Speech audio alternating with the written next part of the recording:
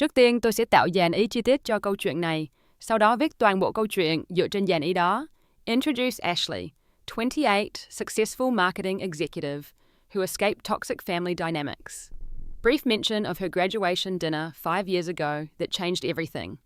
Reference to shocking disparity between her treatment and brother Jake's. Hint at father's devastating words about her worth. Quick mention of her decision to leave silently that night. Foreshadow the chaos that followed and how it led to her success. End with call to action for viewers to share where they're watching from, like subscribe, and stay tuned for a story of self-worth and resilience. 1. Ashley's childhood and family structure. Growing up in middle-class suburban home in Boston area. Father Richard, successful accountant. Traditional values. Mother Diane, part-time nurse, conflict avoidant. Brother Jake. 2 years younger, favored son, extended family dynamics, reinforcing gender roles. 2. Pattern of favoritism, early signs in childhood, different gifts, attention, Jake's sports achievements celebrated grandly, Ashley's academic excellence minimized. Different household responsibilities, Ashley cooking, cleaning, while Jake exempt. Different curfews and social freedoms. 3. Ashley's academic journey, excellent student despite lack of recognition. Working part-time jobs since 16, scholarship offers from several colleges, decision to attend local university to save money, working while maintaining dean's list. 4. Jake's contrasting path, average student excelled in baseball, no part-time jobs focus on sports, expensive sports equipment, private coaching, college applications with father's heavy involvement, acceptance to father's alma mater despite mediocre grades. 1. College experiences, Ashley's freshman year, struggles balancing work and studies. Request for financial help denied by father. Jake's fully funded college experience apartment, car spending money. Ashley's growing awareness of the unfairness. Mother's private acknowledgement but public silence. 2. Holiday conflicts. Thanksgiving argument about household expectations. Christmas gift disparity. Jake's expensive gifts versus Ashley's practical items. Father's justifications about investing in Jake's future. Mother's attempt at peacemaking with private gifts. Ashley's increasing resentment and determination. 3. Senior year pressures. Ashley working 2 jobs while completing degree. Jake's academic problems, father hiring tutors. Ashley's internship success unacknowledged at home. Job hunting without family support. Graduation approaching with mixed emotions. 1. Graduation preparations. Ashley's achievements, summa cum laude job offers. Family's focus on Jake's upcoming graduation instead. Ashley planning her independence secretly. Apartment hunting and financial planning. One last hope for acknowledgement at graduation dinner. 2. Graduation day. Walking across stage with no family cheers. Celebration dinner for both siblings planned. Ashley's private accomplishment of securing job. Jake's minimal academic achievement glorified. Ashley's growing determination to break free. 3. Pre-dinner revelations. Overhearing father's car purchase plans for Jake. Mother's passive acceptance of the disparity. Ashley's last-minute hope for equal treatment. Mental preparation for disappointment. Decision threshold will stay if treated fairly, will leave if not. 1. Dinner setting. Upscale restaurant of father's choosing. Extended family present. Grandparents, aunts, uncles. Atmosphere of celebration focused on Jake. Ashley's achievements mentioned briefly if at all, building tension as gift-giving approaches. 2. The shocking moment. Father's toast celebrating Jake's graduation. Surprise announcement of new car gift for Jake.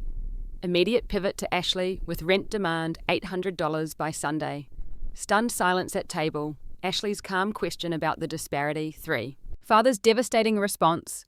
Because he's worth it statement. Elaboration about Jake carrying family legacy, dismissal of Ashley's education as temporary until marriage, family members' uncomfortable reactions, Ashley's quiet dignity in the face of humiliation. 1. Post-dinner reflections, silent car ride home, Ashley's mental inventory of possessions, decision to leave immediately, calculating resources and options, relief in having prepared finances secretly. 2. The exit plan. Family asleep, packing essential belongings. Careful quiet movements around house. Emotional moments with childhood mementos. Writing the note for the refrigerator. Final look at childhood home. 3. The note contents. Acknowledgement of years of unequal treatment. Response to worth it. Comment. Information about new job and move. Decision not to share contact information. Final words releasing them from parental obligations. 1. Immediate family reaction. Brothers panic about household responsibilities. Mother's frantic attempts to contact. Father's anger shifting to concern for reputation. Extended family reaching out with mixed messages. Ashley maintaining distance and silence. 2. Early independence challenges. Small apartment in new city. Starting entry-level marketing position. Building new support system of friends. Financial struggles but maintaining independence. First holidays alone but free. 3. Families escalating responses. Initial demands to return home. Attempts to track her through mutual contacts. Shifting narrative about why she left. Jake's realization about his privilege. Parents' relationship strain under truth. 1. Professional growth. Rapid advancement in marketing career. Promotion to management within 3 years. Moving to progressively better apartments. Building financial security independently. Recognition and awards in her field. 2. Personal development. Therapy to address family trauma. Building chosen family of supportive friends. First serious relationship with supportive partner. Learning healthy boundaries and self-worth. Finding joy in independence. 3. Limited family reconnection. Mother's eventual separate contact after 2 years. Learning about family changes in her absence. Jake's maturation and acknowledgement of privilege. Father's grudging recognition of her success. Maintaining boundaries while allowing limited contact. 4. 5-year perspective. Current success as marketing executive. Owning home that she purchased herself. Healthy long-term relationship. Selective boundary respecting family contact. Reflection on growth from adversity. Final thoughts on self-worth and making difficult choices. Open-ended conclusion about moving forward stronger. Empowering message about knowing your worth. Closing with thought-provoking question for viewers about standing up for themselves. This detailed outline provides a comprehensive roadmap for developing a 10,000-word story that follows the required 8-part structure and 6-stage emotional journey. Each section is designed to flow naturally into the next, while maintaining logical progression and emotional impact. The story centers around Ashley, a young American woman who faces and ultimately overcomes family favoritism and sexism with a satisfying conclusion that emphasizes personal growth and empowerment. Now I'll write the complete story based on this outline. I'm Ashley and I'm 28 years old. 5 years ago, at my college graduation dinner, my life changed forever. While my brother Jake received a brand new car for graduating, my father slid a piece of paper across the table to me. It was a bill for rent due that Sunday. $800.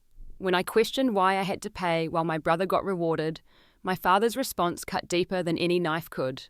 "Because he's worth it," he said simply. That night, I packed my belongings silently, left a note on the refrigerator, and disappeared from their lives.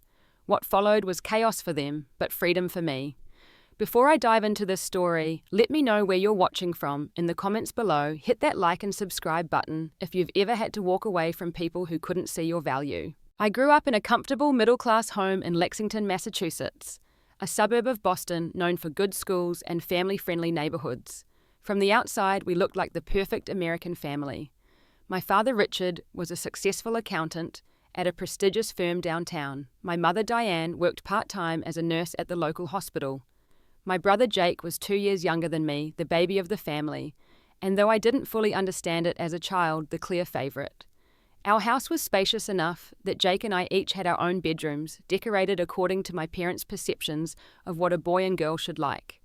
My room was pink and purple with floral bedding that I secretly hated. Jake's room was blue with sports posters and trophies prominently displayed.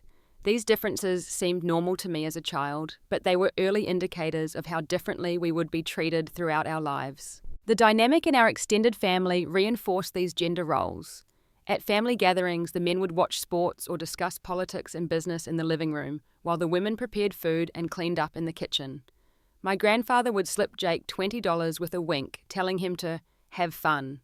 I would receive $5 with instructions to save it for something nice. These small discrepancies accumulated over time, building a foundation for the more significant disparities to come. By the time I was 10 and Jake was 8, the pattern of favoritism was unmistakable. When I brought home straight A's, my achievement was acknowledged with a brief, "good job," and maybe an ice cream cone. When Jake won a little league game, there would be a celebration dinner at his favorite restaurant. My parents attended every one of Jake's baseball games, cheering loudly from the stands. My academic competitions and debate tournaments were often missed due to scheduling conflicts, which invariably turned out to be Jake's practices or games.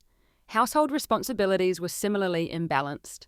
By 12, I was expected to help with dinner preparation, do laundry, and clean the bathrooms. Jake's only chore was taking out the trash, and even that was frequently forgotten without consequence. When I pointed out this disparity, my mother would say, "He's a boy, Ashley. Boys need more time to mature. Besides, you're so good at these things." As we entered our teenage years, the differences became even more pronounced. I had strict curfews and limited social activities.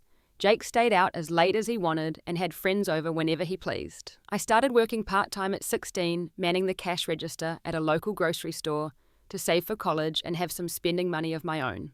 Jake never worked a day during high school. My father insisted that he focus on baseball because that could be his ticket to a scholarship. Despite the lack of recognition at home, I excelled academically. I graduated as valedictorian of my high school class, earning scholarship offers from several prestigious universities. My dream was to attend Northwestern for their communications program, but my father balked at the cost. "We can't afford to send you so far away," he said, despite our comfortable financial situation. "The local state university has a perfectly adequate program. You can live at home and save on housing costs." Meanwhile, Jake was a thoroughly average student. His GPA hovered around 3.0, boosted by easy electives and the occasional teacher who gave athletes preferential treatment. His baseball skills were good, but not exceptional, certainly not scholarship material. Nevertheless, my father spent thousands on private coaching, elite summer camps, and top-of-the-line equipment, convinced that Jake was destined for athletic greatness. When college application season arrived for Jake, my father took a week off work to help him with his applications and drive him to interviews. He pulled strings with alumni connections at his alma mater, Dartmouth, where Jake was accepted, despite his mediocre academic record. My father celebrated by taking the entire family out for an expensive dinner, beaming with pride, as he announced, "My son, the future Dartmouth graduate." No such celebration had occurred when I received my acceptance letters. Instead, I was reminded of the practical considerations and steered toward the most economical option. I ultimately chose to attend Boston University with a partial academic scholarship, working 20 hours a week at a coffee shop to cover the remaining costs while maintaining my spot on the dean's list each semester. The pattern was set, and though I tried to convince myself that things would even out eventually deep down, I knew the truth in my father's eyes. Jake would always be the priority, the investment, the future. I was merely the responsible daughter who would manage on her own until I fulfilled my expected role of marrying and having children. What I couldn't have known then was how dramatically this dynamic would culminate on the night of my college graduation, or how that evening would finally give me the courage to choose a different path entirely. My freshman year of college was challenging in ways I hadn't anticipated. Balancing a full course load with 20 hours of work each week left little time for sleep, let alone a social life. When midterms coincided with an increase in my work hours due to a coworker's illness, I found myself overwhelmed and falling behind for the first time in my academic career. Desperate and exhausted, I swallowed my pride and called home. My mother answered, and I explained my situation, asking if they might be able to help financially, just for this semester, so I could reduce my work hours and focus on my studies. "Let me talk to your father," she said, her voice sympathetic but doubtful. A few minutes later, my father came on the line. "Ashley, you chose this path," he said firmly. "Part of becoming an adult is managing your responsibilities. Figure it out." He ended the call before I could respond. That same week, Jake called me excitedly from Dartmouth. Our father had just wired him an extra $1,000 because the meal plan wasn't sufficient and he needed more spending money for social activities. He was also getting a monthly allowance that covered his off-campus apartment utilities and personal expenses. Additionally, our parents had provided him with a car so he could get the full college experience by exploring the surrounding area. The contrast couldn't have been clearer. While I was working until midnight, surviving on ramen noodles and taking the bus in Boston's brutal winter weather, Jake was enjoying a fully funded college experience with extras. The unfairness of it burned, but it also hardened my resolve. I would succeed despite the lack of support, not because of it. My mother seemed to recognize the disparity, though she never confronted my father directly about it. She would occasionally send me small care packages with homemade cookies or a $20 bill tucked inside a card. "Don't tell your father," her notes would say. "He has his ways, but we're proud of you too." These small gestures, while appreciated, highlighted the dysfunction of our family dynamic.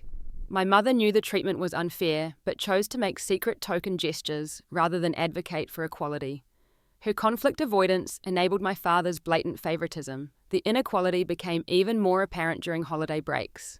When I returned home for Thanksgiving my sophomore year, I was immediately put to work helping with meal preparations, while Jake lounged watching football with our father and uncles. When I pointed this out, my father replied, "He's worked hard this semester. He needs to relax." My straight-A transcript and exhausting work schedule apparently didn't qualify me for the same consideration. That Thanksgiving dinner erupted into an argument when my grandmother innocently asked about our college experiences. I mentioned my 4.0 GPA and promotion to shift supervisor at the coffee shop. Jake talked about his fraternity parties and the road trip he'd taken with friends to Montreal. My father beamed at Jake's stories, but looked impatient during mine. When my grandmother remarked, "Ashley, you're working so hard. Richard, surely you could help her a bit more." My father's response was immediate and dismissive. "Ashley chose to stay local and work. Jake needs more support because he's at a more prestigious school with higher expenses. Besides, she'll probably get married soon after graduation anyway, so her career is temporary." The table fell silent. I excused myself, fighting back tears of anger and humiliation. Later, my mother came to my room with a plate of pie, offering weak platitudes about how my father means well and just doesn't understand women in today's workforce. Christmas that year brought more of the same. Jake received a new laptop, expensive clothes, and a watch that I later discovered cost more than 2 months of my rent. My gifts were practical items, a planner, gloves, and kitchenware for when you get your own place. The message couldn't have been clearer about where investments were being made. When I questioned this disparity, my father's explanation was always the same. "We're investing in Jake's future. He'll be the one carrying on the family name and taking care of us in our old age." The idea that I too might have a meaningful future worth investing in never seemed to cross his mind.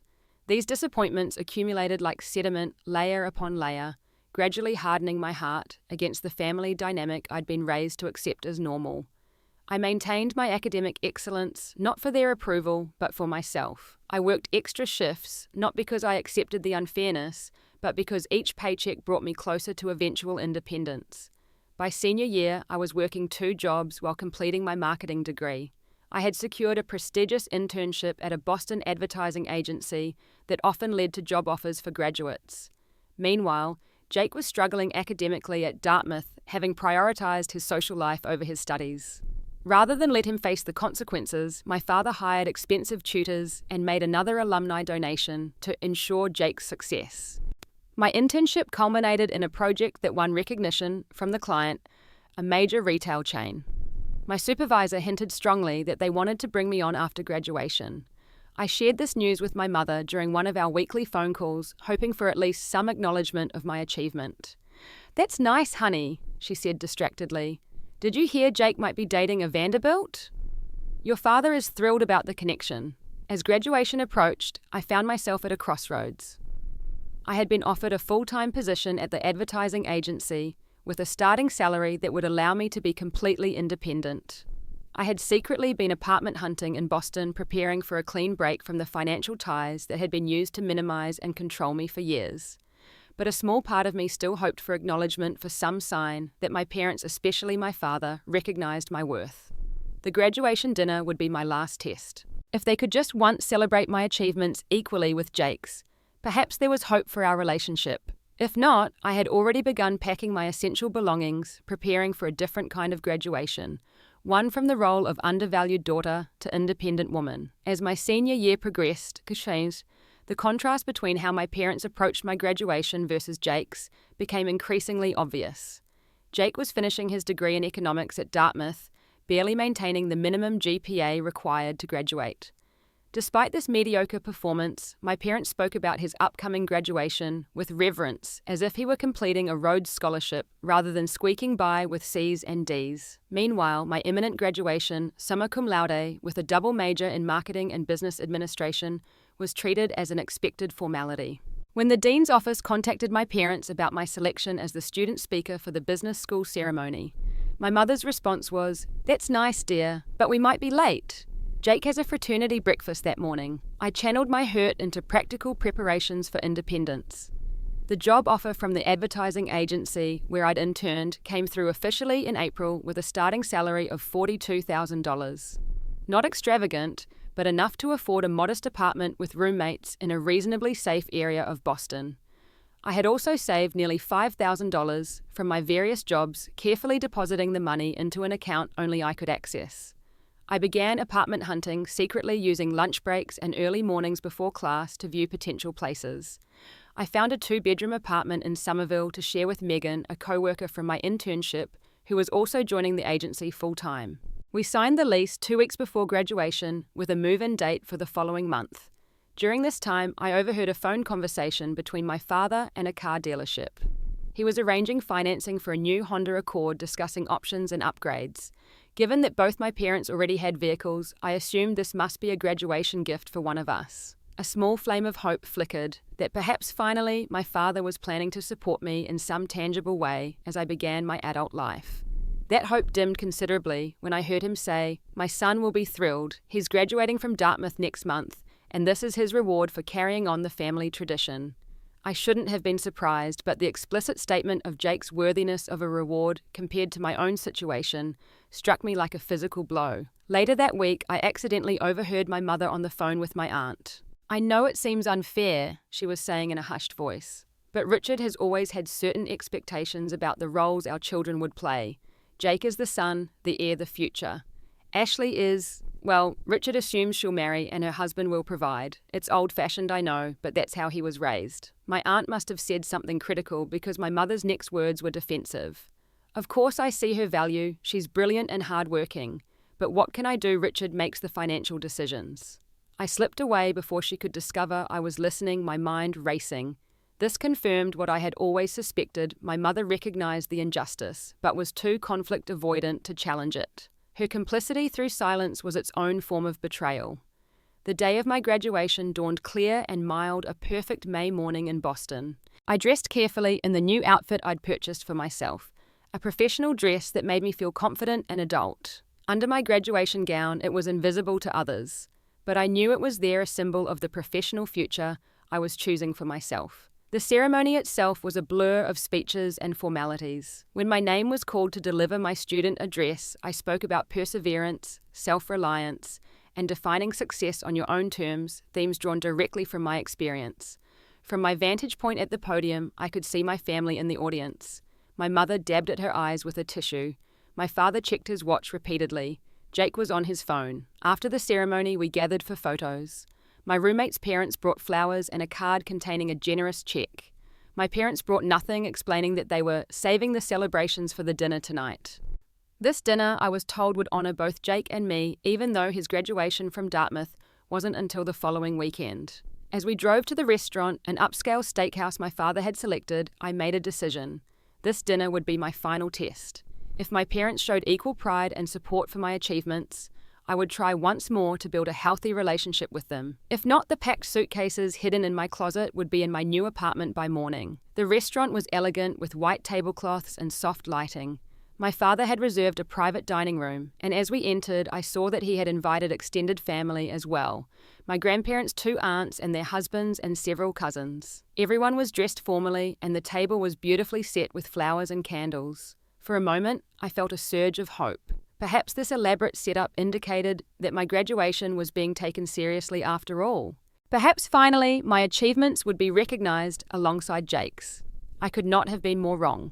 The dinner began pleasantly enough with cocktails and appetizers as family members caught up with one another. I noticed that many of the conversations centered around Jake, his plans after Dartmouth, the connections he'd made, the prestigious firms where he might work. When people spoke to me, the questions were different. Are you dating anyone serious? Or will you stay in Boston or move home now? The stark difference in expectations was clear, but I had grown accustomed to this. I answered politely about my new job and apartment plans, though I kept the details vague, increasingly certain that I would be making a clean break after tonight. When everyone was seated for dinner, my father stood at the head of the table, glass raised.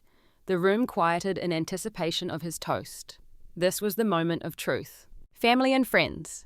He began, his voice carrying that authoritative tone he used for important pronouncements. Thank you all for joining us tonight to celebrate achievements and new beginnings. As many of you know, we have 2 graduates in the family this spring.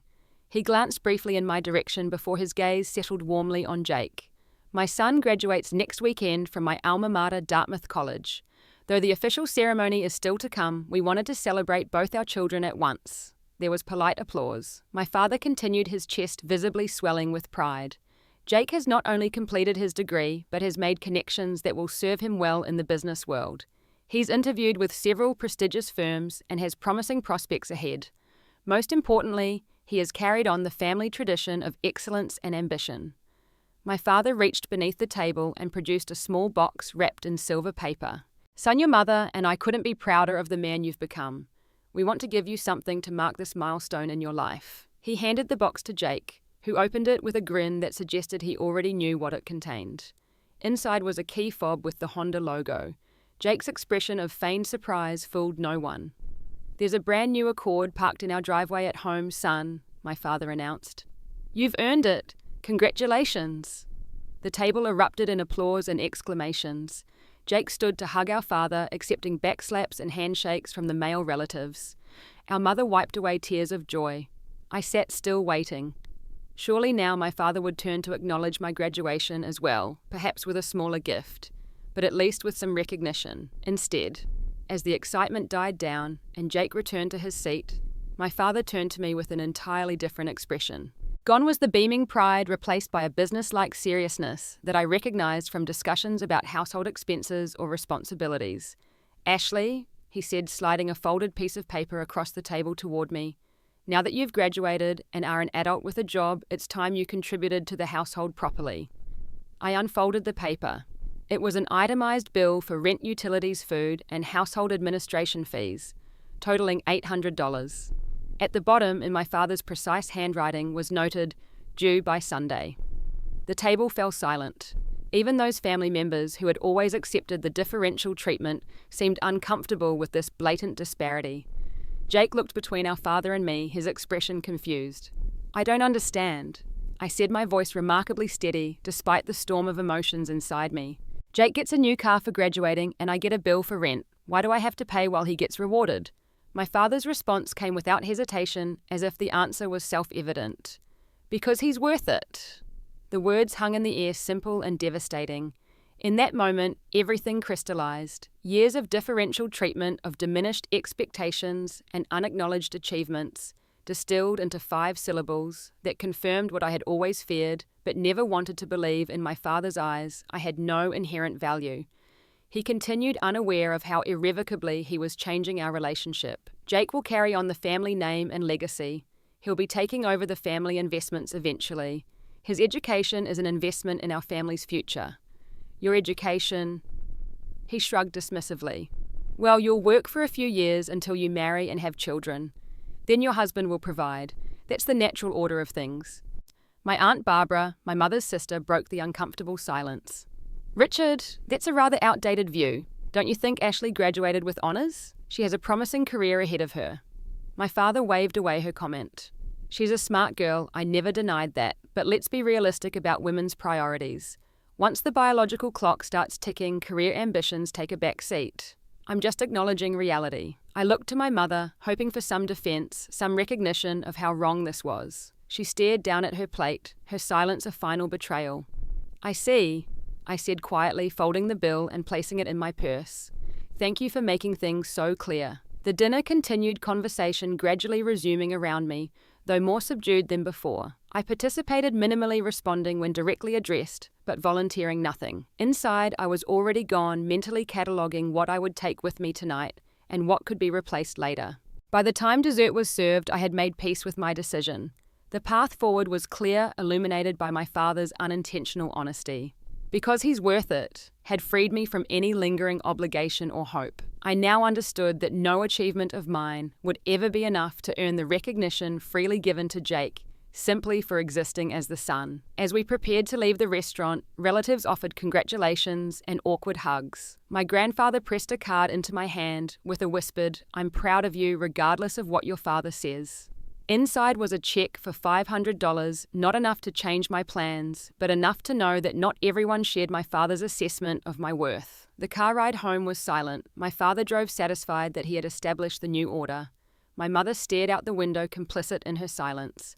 Jake seemed confused by the tension but unwilling to question our father's decisions. I gazed out at the passing streets of the city where I had grown up, knowing I would be seeing them for the last time as a resident of my parents' home. By morning, I would be gone, beginning the life I had earned through my own efforts, free from the constraints of a family that could never see my true value. The decision that had been years in the making was finally complete. Tonight, I would leave without a word, but I would leave a note that would ensure they understood exactly why I was gone. When we arrived home from the restaurant, I went through the motions of a normal evening.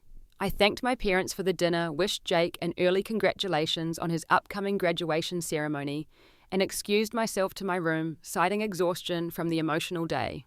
No one questioned this. They were accustomed to my responsible, non-confrontational behavior. Once in my bedroom, I closed the door and allowed myself a moment to absorb the finality of my decision. The room where I had spent 18 years of my life suddenly felt foreign, like a museum exhibit of someone else's childhood. The walls covered with academic awards and honor society certificates, icons, seemed to mock me, now achievements that had never earned the recognition freely given to Jake's baseball trophies. I waited listening to the household settle for the night.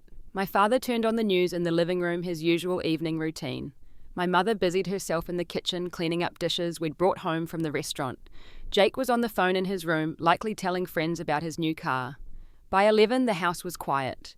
My parents' bedroom door had closed an hour earlier, and even Jake's light was off. It was time. I moved silently, retrieving the suitcases I had hidden in the back of my closet weeks earlier. They were already packed with my most essential belongings, important documents, irreplaceable mementos, and enough clothing to get me through the first few weeks. I had been gradually removing items from my room for months, storing them at a friend's apartment, preparing for this night, without consciously acknowledging it would come. As I packed the final items, I found myself lingering over certain objects: the stuffed bear my grandmother had given me when I was 6, a photo album of high school memories, the first marketing textbook that had inspired my career path. Each item carried emotional weight reminders of the girl I had been and the woman I was becoming. I selected carefully, knowing that whatever I left behind would likely never be seen again. With my bags packed, I took a blank sheet of paper from my desk and began to write the note I would leave. The words came easily, years of unspoken thoughts flowing onto the page with a clarity that surprised me. I didn't write with anger or accusation, but with a calm certainty that this was the necessary end to a chapter in my life. To my family, I began. By the time you read this, I will be gone. Not temporarily, not until things cool down, but permanently. Tonight at dinner, Dad made something abundantly clear that I've suspected for years. In this family, I am not worth it. Jake receives rewards and investment. I receive bills and expectations. I've spent my entire life trying to earn the recognition that Jake receives automatically. I worked part-time jobs throughout high school and college while maintaining perfect grades. I secured scholarships, internships, and now a full-time position at a respected agency. None of this has ever been enough to be worth it in your eyes. Dad, when you said those words tonight, because he's worth it, you released me from any further obligation to try. You confirmed what I've felt for years, that no achievement of mine will ever measure up simply because of who I am, not what I do. Mum, your silence has been its own form of rejection. You've seen the unfairness, but chosen peace over justice, comfort over truth. In doing so, you've been complicit in teaching me that my worth is secondary. Jake, I don't blame you for the favoritism. You didn't create this dynamic, but your acceptance of it without question has been its own form of hurt. I have accepted a position at the advertising agency where I interned. I have an apartment and resources to support myself. I will not be providing my address or phone number. I do not want to be contacted. Please don't waste energy looking for me or trying to bring me back.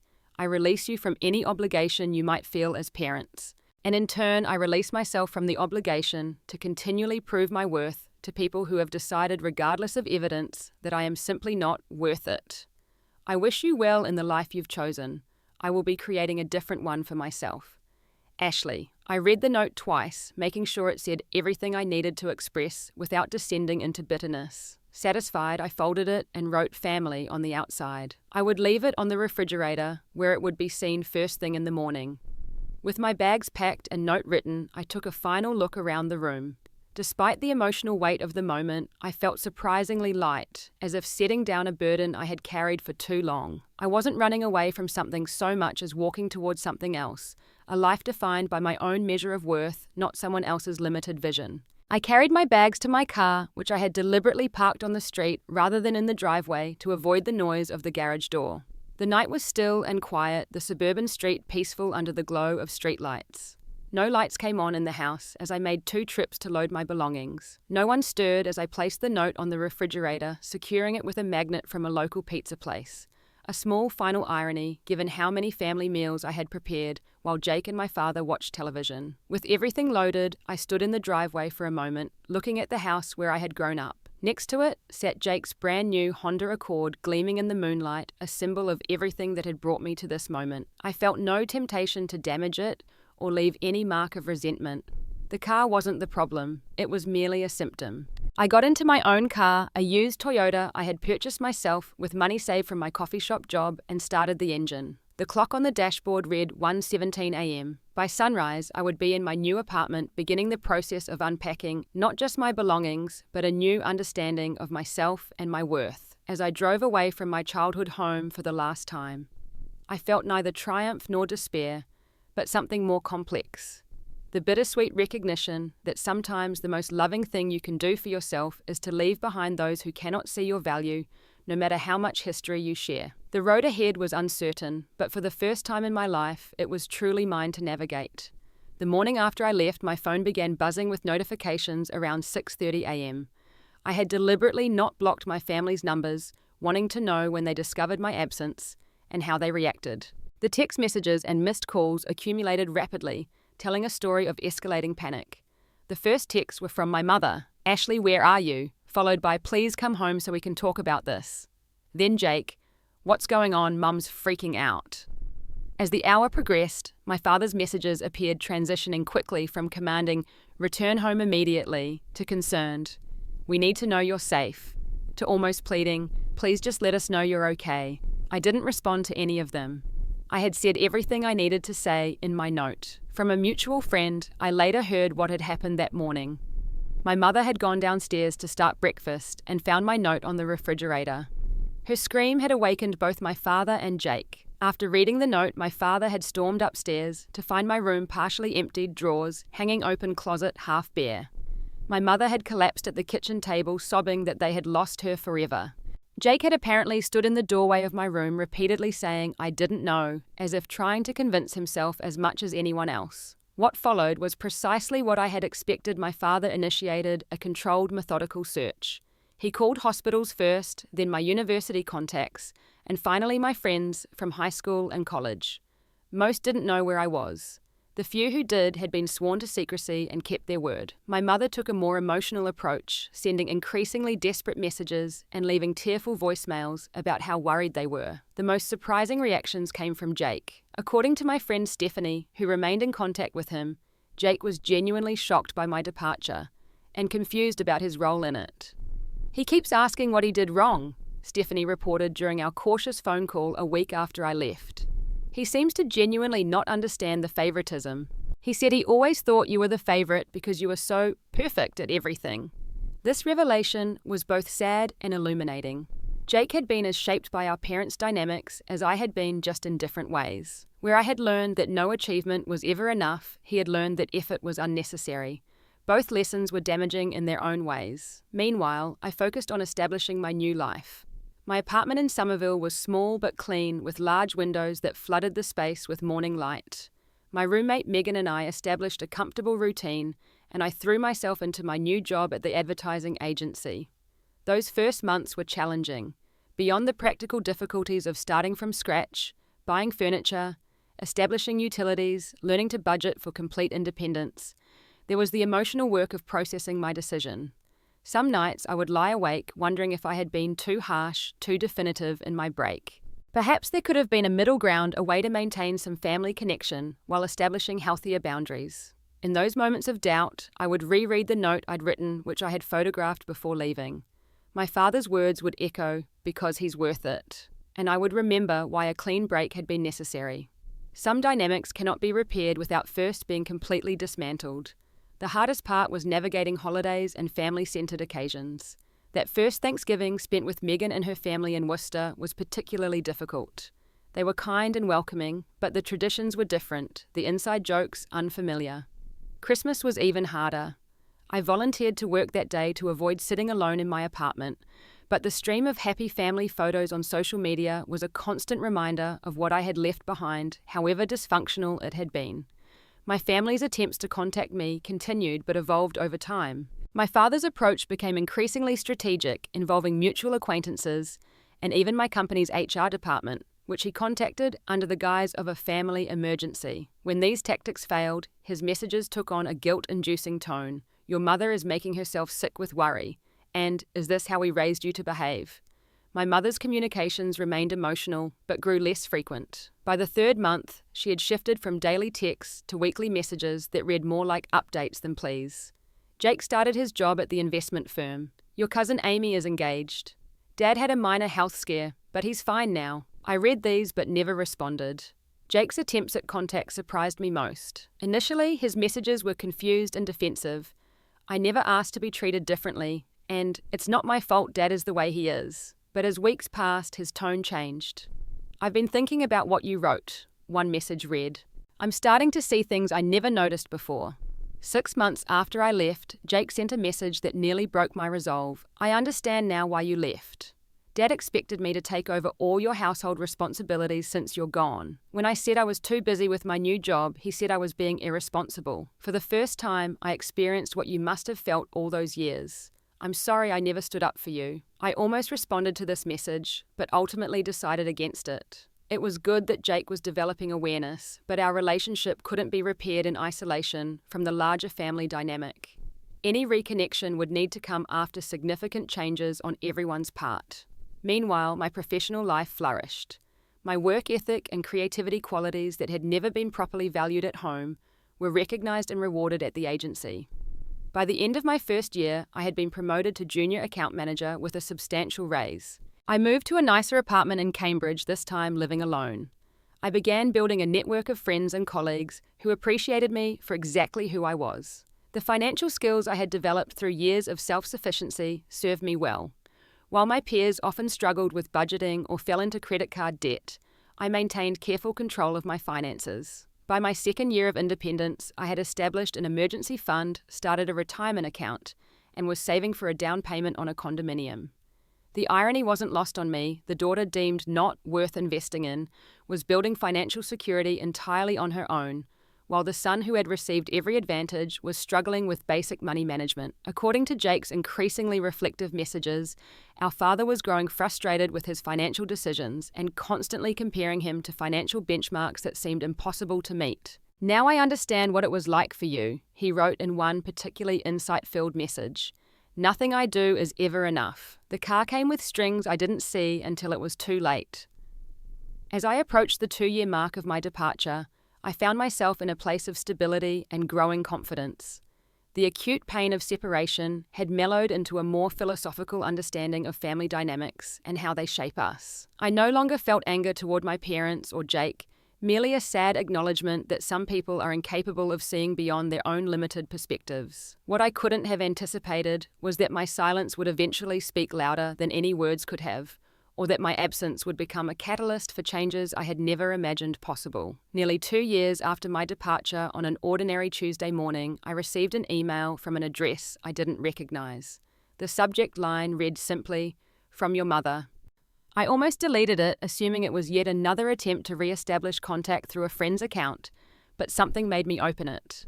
"Ashley," it began, "I've respected your wish for no contact these past years, though it has been the hardest thing I've ever done. I'm writing from a new email account your father doesn't know about. I won't ask you to respond or tell me where you are. I just want you to know some things that have happened since you left. I read on, with mixed emotions, bracing myself for manipulation, but finding instead what seemed like genuine reflection. My mother explained that my departure had triggered a series of changes in the family dynamic. Initially, there had been chaos. My father had been furious, my mother devastated, and Jake confused.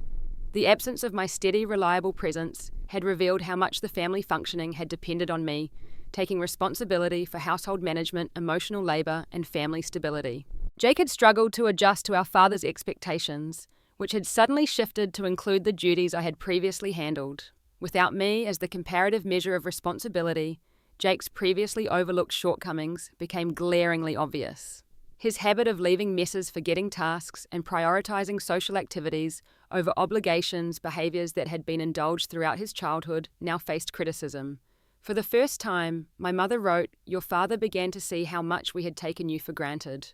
When Jake couldn't or wouldn't step into the role you had filled, it highlighted just how much you had done without recognition or reward." The most significant change had come about 8 months after I left. Jake had finally stood up to our father during a particularly heated argument about household responsibilities. "He said something that stopped your father in his tracks," my mother recounted. "He asked, 'Why wasn't Ashley worth investing in, but I'm not worth trusting with basic responsibilities?' Your father had no answer." This confrontation had apparently triggered a period of reflection for my father. He had always prided himself on being logical and fair, and Jake's question had exposed the contradiction in his treatment of his children. For perhaps the first time, he was forced to examine the gendered expectations and favoritism that had driven his parenting. "Your father would never admit it directly," my mother continued, "but he has changed. He's been seeing a therapist, though. He tells everyone it's an executive coach. He's been reading books about modern gender roles and the changing economy. I think he's trying to understand where he went wrong, though he struggles to articulate it." My father's relationship with Jake had transformed as well. Rather than the uncritical adoration of the past, he now held Jake to higher standards of responsibility and independence. The unlimited financial support had stopped, replaced by expectations that Jake budget properly and live within his means. The new dynamic had created tension, but also a more honest relationship between them. As for my mother, her email suggested a painful awakening to her own complicity. "I failed you by staying silent," she wrote. "I told myself I was keeping the peace, but in reality I was avoiding conflict at your expense. It took losing you completely to understand how my passivity enabled the unfairness you experienced. I've been seeing a therapist too, learning to find my voice. Your father and I have had more honest conversations in the past year than in our entire marriage." She closed the email with, "I don't expect forgiveness, and I won't ask you to come back into our lives unless that's something you want someday. I just wanted you to know that your leaving changed us. The lesson was painful but necessary. Whatever you're doing now, I hope you know your worth far better than we ever did." I sat with the email for several days, unsure how to respond or whether to respond at all. Part of me was gratified to hear that my departure had prompted reflection and change. Another part remained skeptical, wondering if this was simply a more sophisticated attempt to draw me back into contact. After careful consideration, I sent a brief reply. "Thank you for your email and for respecting my boundaries. I'm glad to hear that my leaving has led to positive changes for everyone. I am doing well and have built a life I'm proud of. I'm not ready for direct contact, but I appreciate the update." Her response was equally brief. "Thank you for replying. I understand. Your well-being is what matters most. This email address will remain active if you ever want to communicate further." This exchange opened a very limited channel of communication. Every few months, my mother would send a short update about family news, never pressuring for more contact or information about my life. I would acknowledge receipt, but shared minimal details about myself. It was a careful dance of cautious reconnection on strictly controlled terms. Through these occasional messages, I learnt that Jake had indeed matured significantly. After 2 years at the investment firm, he had left to pursue a master's in education, a path our father would never have approved before. He was now teaching economics at a public high school and, according to my mother, finding fulfillment in helping students understand financial literacy skills he had to learn the hard way. My father remained more difficult to read. My mother's updates suggested he had softened somewhat, becoming more reflective and less rigidly traditional in his views. "He keeps your graduation photo on his desk now," one message noted. "He never says it directly, but I think he regrets how he treated you more than anything in his life." These changes in my family were happening in parallel to my own continuing evolution. By my third year of independence, I had been promoted to senior account manager at the agency, overseeing a team of 5 and managing several major client relationships. My natural organizational abilities and work ethic, combined with creative strategic thinking, had made me a valued leader in the company. I had purchased a small condominium in Cambridge, a significant milestone that represented both financial security and permanent roots in my chosen community. The process of decorating and furnishing this space entirely to my own tastes was healing a physical manifestation of the internal work I had done to define my worth on my own terms. My personal life had developed as well. After several casual relationships, I had been dating Michael, a graphic designer I met through work for nearly a year. Our relationship was based on mutual respect and equality with shared responsibilities and decision-making. The contrast to the dynamic I had grown up with couldn't have been starker. It was Michael who gently suggested that my continued total separation from my family might be worth reconsidering. "You've built a strong life on your own terms," he observed one evening as we discussed my latest email from my mother. "You're engaging with them now from a position of strength and independence, not vulnerability. Maybe there's a middle path between total estrangement and falling back into old patterns." His perspective gave me pause. I had defined my worth independently of my family's validation, exactly what I had set out to do. Perhaps now, from this position of security-limited reconnection, wouldn't threaten the identity and boundaries I had established. 5 years after walking out of that graduation dinner, I made a decision. I would attend Jake's wedding, to which I had received a formal invitation through my mother's email. It would be my first face-to-face contact with my family since my departure. I would go not as the approval-seeking daughter of the past, but as the confident, successful woman I had become, on my own terms with clear boundaries, and with Michael by my side as support. The day of the wedding arrived with a mix of anxiety and resolve. As Michael and I drove to the venue, a rustic farm outside Boston, I reflected on the symmetry of the moment. My journey of independence had begun at a family celebration. Now 5 years later, another family celebration would mark my return, not to the old dynamic, but to a new, carefully defined relationship with the people who had shaped my early life for better and worse. When we pulled into the parking area, I took a deep breath. "Ready?" Michael asked, squeezing my hand. "Ready," I confirmed. Whatever happened next, I knew one thing with absolute certainty: my worth was no longer defined by anyone's assessment, but my own. I had built a life that proved beyond any doubt that I was indeed worth it.